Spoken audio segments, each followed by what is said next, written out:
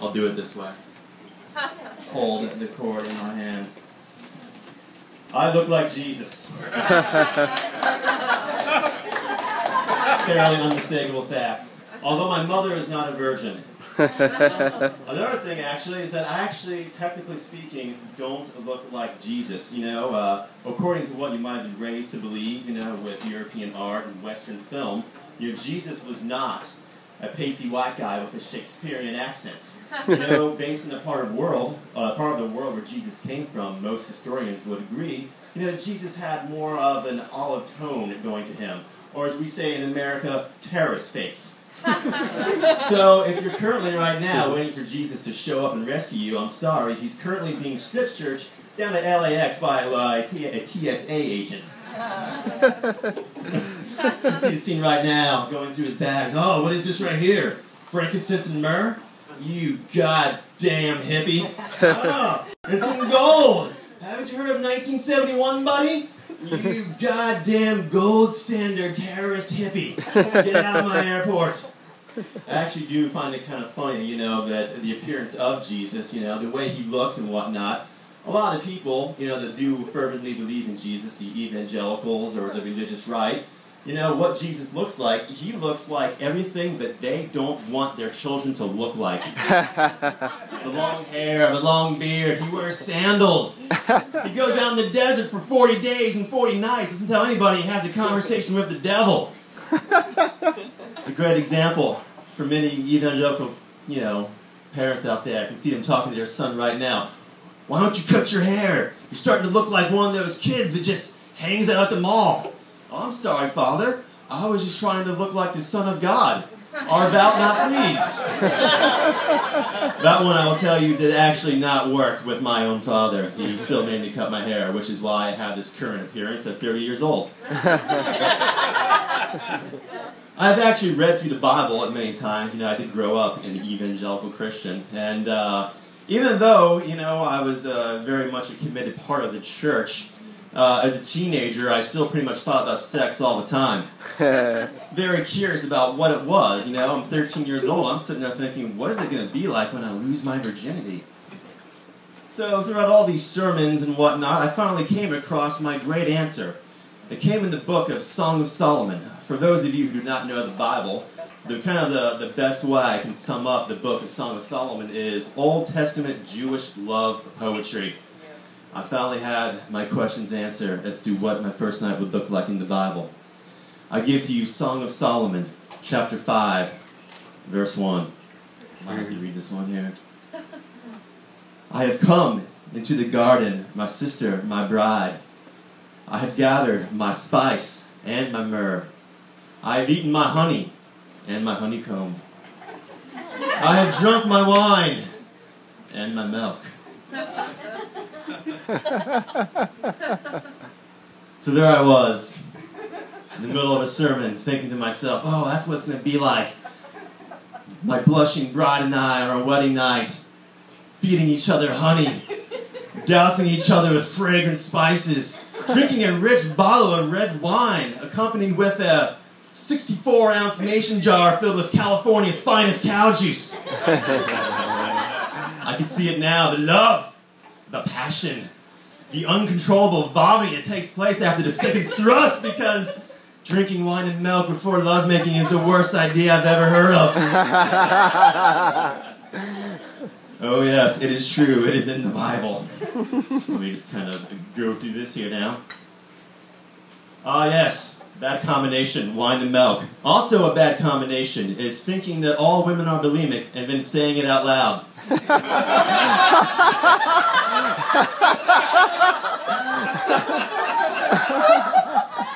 All women are bulimic.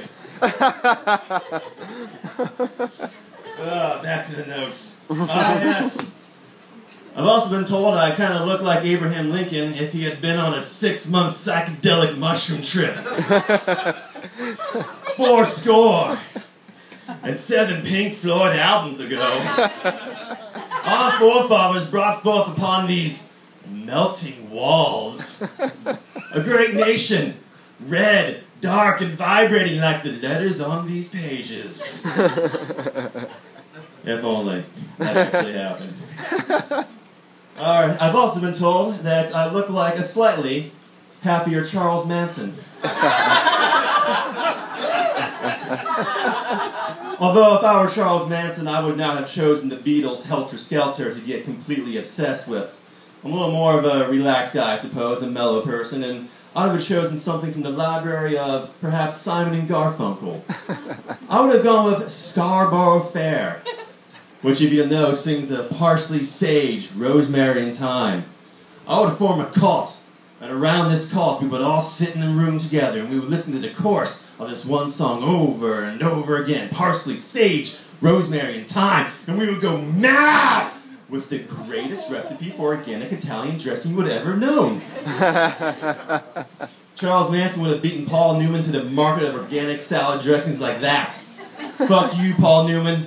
It's Charles Manson's organic Italian dressing. It was that close for Charles Manson if he had only chosen a different song, and now he's in jail for killing people. Perhaps there would have been a nice little, salad dressing on your, family kitchen table with a smiling picture of Charles Manson, perhaps conveniently located to your candy dish.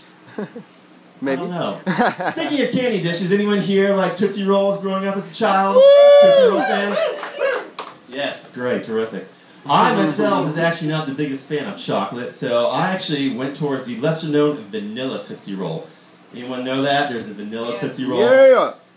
Very hard to find. They actually sold it in a variety pack of a bunch of other, Tootsie Rolls, like vanilla and various fruit-flavored ones. It wasn't like a chocolate Tootsie Roll. You can find that anywhere, at the checkout aisle at your grocery store. They sold it in a, little, variety, this little, sample pack here. Have a few and pop them. They even sold it in this, giant 3-foot-long Tootsie Roll turd. Satisfy your mouth for 3 hours on end eating a Tootsie Roll.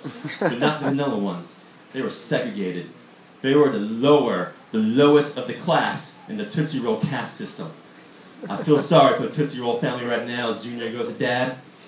Dad, am I gonna grow up to be a chocolate Tootsie Roll? No, goddammit, son, I told you! You were born in them, you're gonna stand on it! Look at me, born in vanilla. Oh no, God, your mother, born in orange. It's awful being in the lower caste system of the Tootsie Rolls. I have worked as a barista for the past 4.5 years. And I will never understand why people will get up at 6 in the morning and order a large soy-blended soy chai mocha. If you don't know this, all that chai mocha powder is pretty much just loads of flavored sugar, along with your soy milk, which is just estrogen-rich, genetically grown soy. So I think to myself, yeah, sure, buddy, I'll make you a giant frothing and man boobs with a side of type 2 diabetes 12 years from now. You're a real fucking champion. I get up at 6 in the morning, I feel great about myself. I'm gonna get me just a big fucking load of type 2 diabetes. I'm gonna sit outside. I'm gonna get that raise I finally deserve. But not before I dip my ham and cheese croissant in my large soy-blended chai vanilla mocha. You're a champion. Go outside and look at that sunset and dream of places you'll never visit. Oh. On the other end is just the absolute coffee snobs who will drink their cups of espresso and think to themselves, wow, this espresso is everything I wish my mother was to me when I was a child. The popping sensation of boysenberry is like when I used to pop bubble wrap. And mother hated it so. They should just include cock in the flavor profile of coffee and get it over with. Hey Gary, how's that cup of coffee? Tastes like cock. Brazilian cock. That is how I'm going to end it.